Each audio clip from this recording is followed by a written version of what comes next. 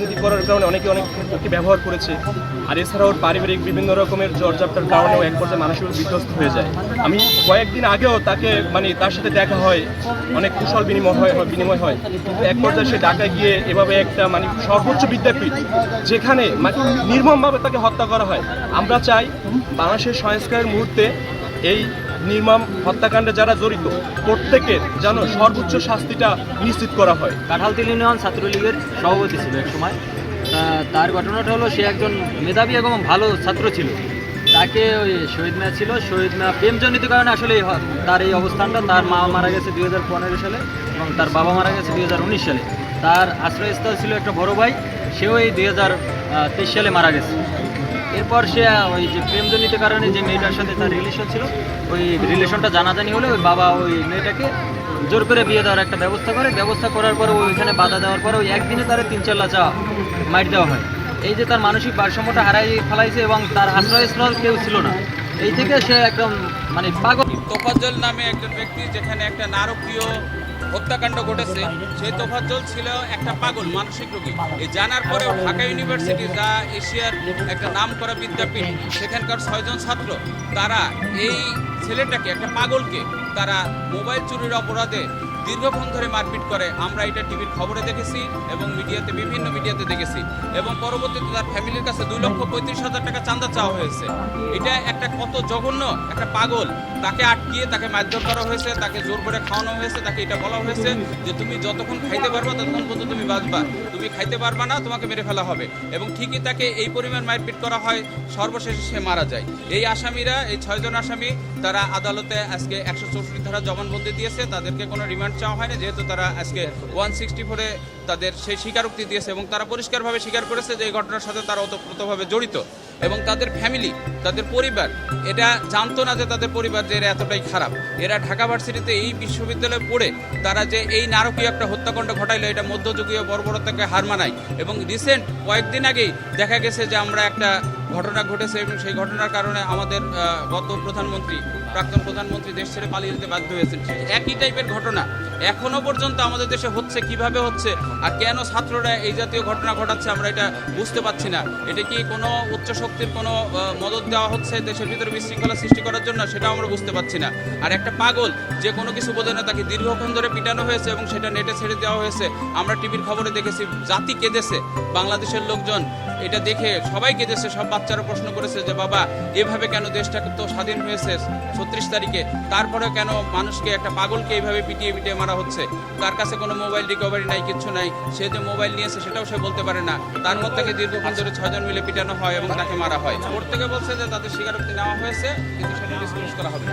এই 6 জন আসামি আজকের তারা সকলেই 164 করবেন, তারা দোষ স্বীকার করবেন মর্মে বিজ্ঞ আদালতে তারা সম্মত হয়েছেন। এবং বিজ্ঞ আদালতে আমরা সবাই শুনানি প্রাককালে বিজ্ঞ আদালত নিজে বলেছেন এরা 164 করবেন, এই জন্য তাদের রিমান্ডে কোনো প্রয়োজনীয়তা নাই। আমরা সেক্ষেত্রে বলেছি আমরা নিঃস্বার্থে মানবিক কারণে, মানবতার সেবার জন্য এবং দেশের এই আইন শৃঙ্খলা যাতে বিঘ্ন না ঘটে, সেই জন্য আমরা আইনজীবীরা একত্রতা ঘোষণা করছি। যেইখানেই এইরকম হত্যা সংগঠিত হইবে অন্যায়ভাবে আমরা তাদের প্রতিবাদ করব, আমরা ন্যায়ের পক্ষে লড়াই করে যাব। একটা ছেলেকে, যে ছেলেটা একটা মানসিক প্রতিবন্ধী, মানসিক ভারসাম্যহীন, সেই ছেলেকে হাসি করে এই নৃশংসভাবে আসামিরা হত্যা করেছে, পরিকল্পিত হত্যা করেছে এবং দেশের অস্থিতিশীল পরিস্থিতি সৃষ্টি করার জন্য আজকের বিবেকে নাড়াদের সারা বিশ্বকে বিবেকে নাড়া দিয়ে দিয়েছে। এই ছেলেদের উচিত ছিল ঢাকা ইউনিভার্সিটির যে চিকিৎসা করা, সেই চিকিৎসা না করাইয়া সেই ছেলেকে নির্মমভাবে হত্যা করিয়াছে। এবং একটি বিষয় আদালত যেটা বলেছেন, আদালত আমাদেরকে আসামি দেখাবেন। আমরা বলছি কোন ইউনিভার্সিটি পড়ে, কি পড়ে, এইটা যে দরকার। যে ইউনিভার্সিটি পড়িয়া তারা মানুষ হবে, সচিব হবে, মন্ত্রী হবে, ডিজি হবে, মানুষ হবে, এরা মানুষ হয় নাই, এরা মানুষ রূপী শয়তান, এরা একটা জানোয়ার। এদের নির্বৃত্তে এরা মানুষকে হত্যা করে।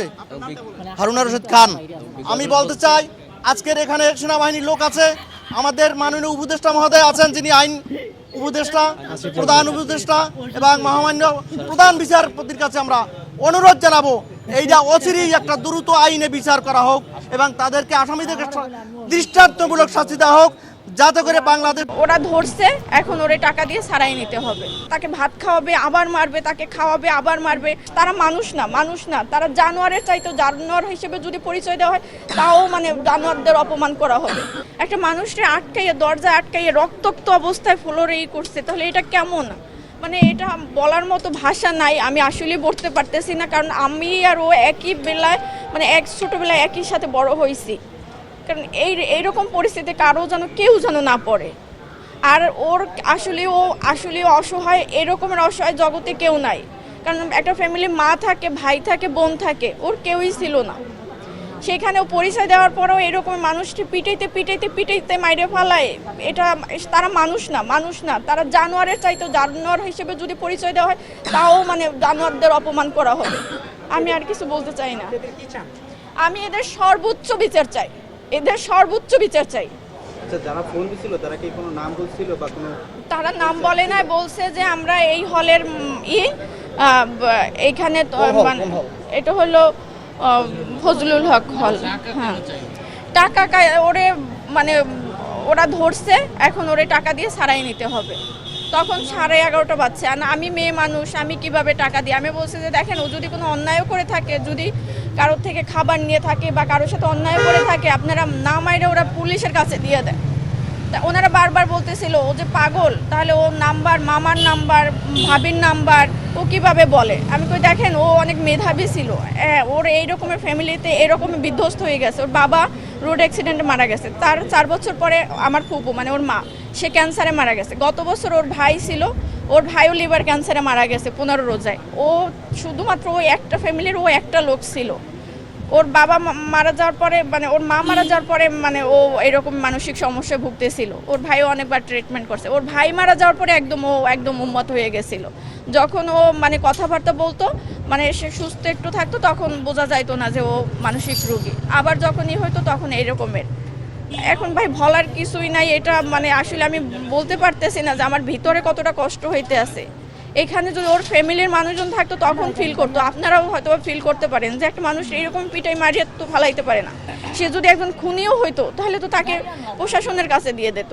একটা মানসিক রোগীকে এইরকমের পিটাই মাইরে ফেলাবে, তাকে ভাত খাওয়াবে আবার মারবে, তাকে খাওয়াবে আবার মারবে, আবার পাশের মানুষজন মানে এটাকে একটা জীবনকে এরকমের শেষ করবে কিভাবে? এরা কি মানে কি বলবো বলেন?